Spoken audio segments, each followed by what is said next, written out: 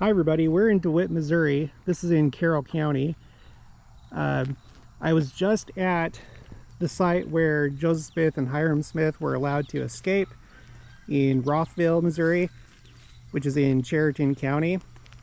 And we're on our way home right now, but DeWitt is on the way. And I've already made a video here, but that was in the early part of my channel when I was making videos without any commentary. If you come here, this is at 7th Street in Jefferson, but I have the exact coordinates and address in the description box below. I also have my Google Earth map that you can access and my spreadsheet.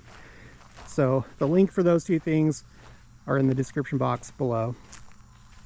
But it's interesting because when you go to the Independence Visitor Center and you take the tour, you go downstairs, and before you go in the first cabin, they talk about the different temples that were going to be constructed in Missouri. So like the temple lot, or I mean the temple of the city of Zion in Independence, the Adamant temple, and so forth. And it has like a little, they have like a little map. They have dots of where there were like significant events that took place in Missouri. And one of them is in DeWitt. And I asked one of the missionaries, what is there in DeWitt? And they weren't really sure. They said that they thought there was probably like a marker, and there is. I'm sitting down on the ground now. This marker is just at the base of this flagpole at the community building, or like the clubhouse. It says, the Mormons.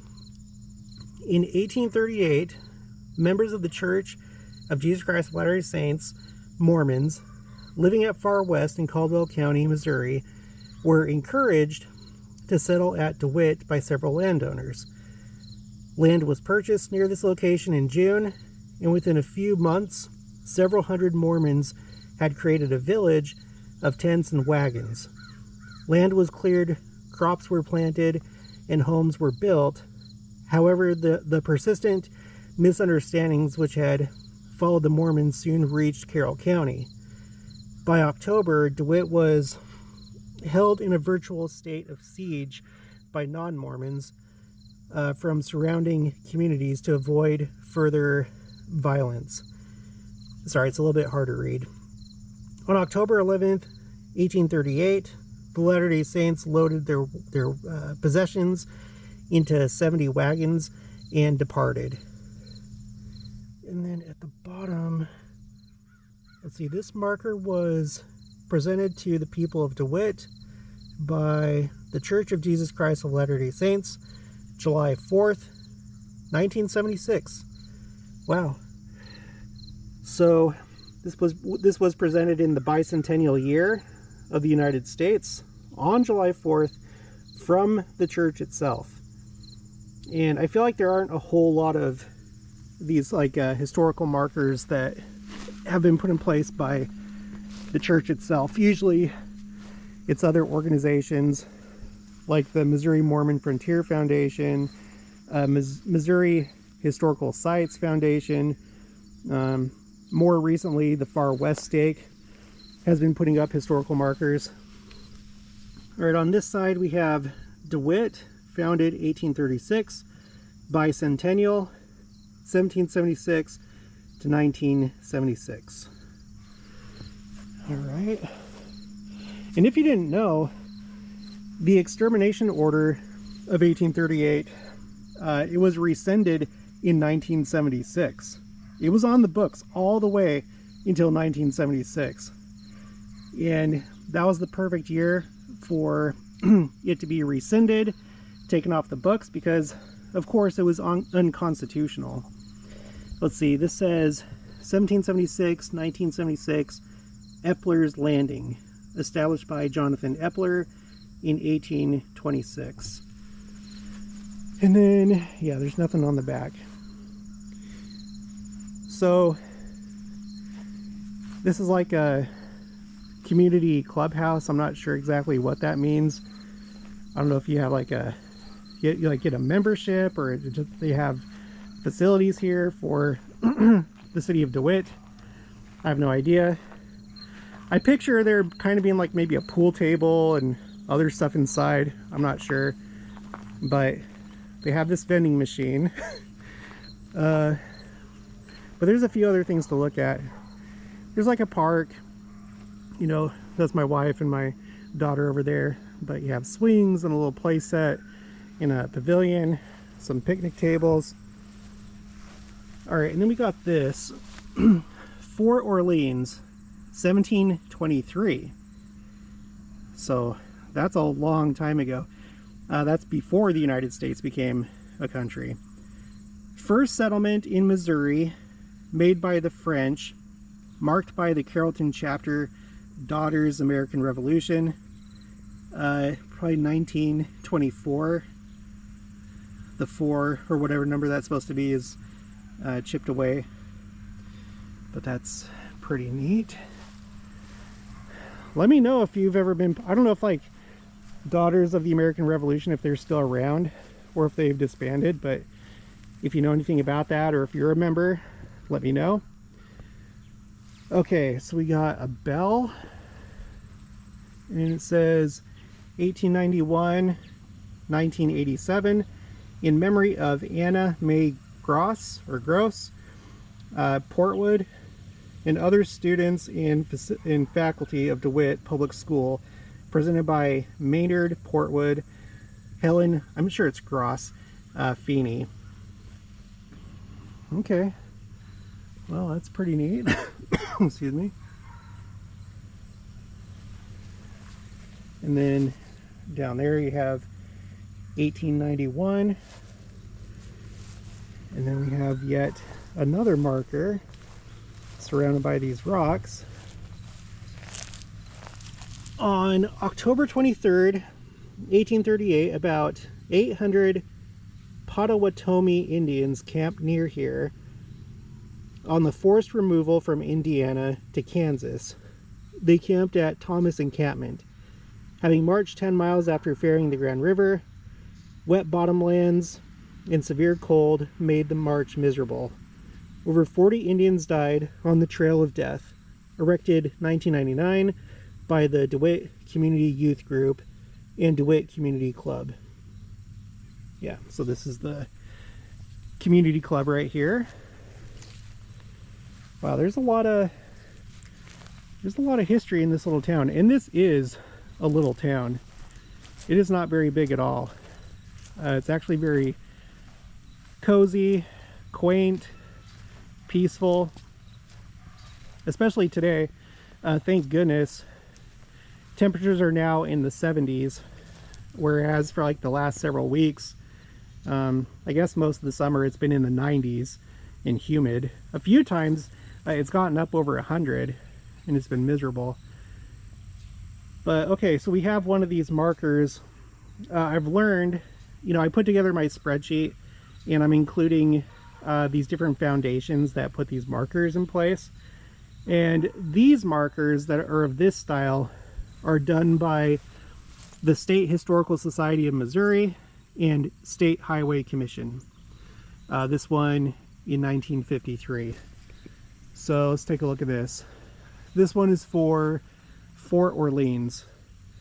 Fort Orleans, first European post in the Missouri Valley, was built by the French explorer, and you'll have to excuse me because I don't know how to pronounce French names, Etienne Vineyard de Bourgmont, on the Missouri River close by, a few miles above the mouth of the Grand, 1723 to 1724. The exact location of the fort is not known. De Bourgmont, or however you pronounce that, I'm sorry, friend of the Indian and author of the first navigation report on the Missouri River, 1714, was chosen to build the fort by a French trading concern, the Company of the Indies. The fort was to serve as a check to any advance by the Spanish from the southwest and as a base for New Mexican and Indian trade. Some 40 men came with de Bourgmont. Sorry, I'm so sorry. Let's just, okay, on the fort building mission, made commandant on the Missouri. He was also in charge of making peace with the Comanche Indians. A village of Missouri Indians was across the river from the fort. These Indians of, oh my gosh, this is really challenging me today, the pronunciation of all these names. I guess that'd be like the Sioux tribe, so like Siouan. Okay, these Indians of Siouan stock at one time called themselves Neotachis. They were probably first called Missouri's Algonquin for he of the big canoe by the Illinois Indians. The last of the Missouris died on the Otto Reservation in Oklahoma, 1907. Really? The last of the Missouris died in Oklahoma. See, I mean, I don't really know Native American history. I don't even know how many tribes exist today, but that's sad. Okay, let's take a look at the back. Continued from the other side. Westernmost outpost of France in what is now Missouri. The establishment at Fort Orleans included a chapel, first Catholic church in the Missouri Valley. The first resident priest was Abbé Mercier.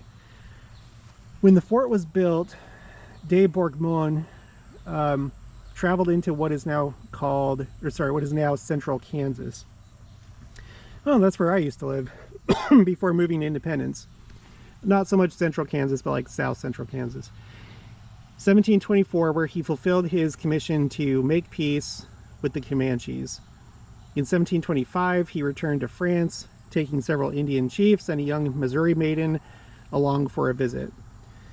The whole party delighted the French, who called the girl Princess of the Missouri, saw her baptized in Notre Dame, and married to a sergeant. Wow. I wonder what it would have been like from their point of view, going to France and just seeing the difference in culture and just going to a completely different continent. It must have been alien to them. De Bourgmont was made a noble and had for his coat of arms an Indian against a silver mountain. De Bourgmont stayed in France. In 1728, the fort was closed. Fort Orleans was built in territory claimed for France, 1682. Oh my gosh, that is so long ago. It named Louisiana after Louis, excuse me, the 14th by LaSalle. France held the greater part of this claim 80 years, then ceded it 1762 to Spain, which held it 38 years, returning it to France 1800, which sold it to the United States 1803. Of course, that would have been the Louisiana Purchase. So, yeah, that is really interesting. This location it's a little bit far in relation to other church sites, and all you have to see is just that one plaque. I learned recently that one of my ancestors was here in DeWitt, which that kind of surprised me. So this place, now that I've learned that, has extra significance to me. I would encourage you to look through your family history, because in my case what happened was was no one had put the fact that he lived in DeWitt in like the, like, you know, where you can put where your ancestor lived. No one put it in there. It was only like in his life sketch that you find that out. And so I think it's important to go through those life sketches, those, you know, autobiographies with a fine-tooth comb, and pull out all the details, and then put it under the, you know, the fields for home and residence in Family Search, so others can know more easily. But anyway, I hope you make it out here. Again, most likely you would only come here if you live in this area, or if you have plenty of time to see all these sites. The location is in the description box below, as well as the map and my spreadsheet. I'll talk to you guys later.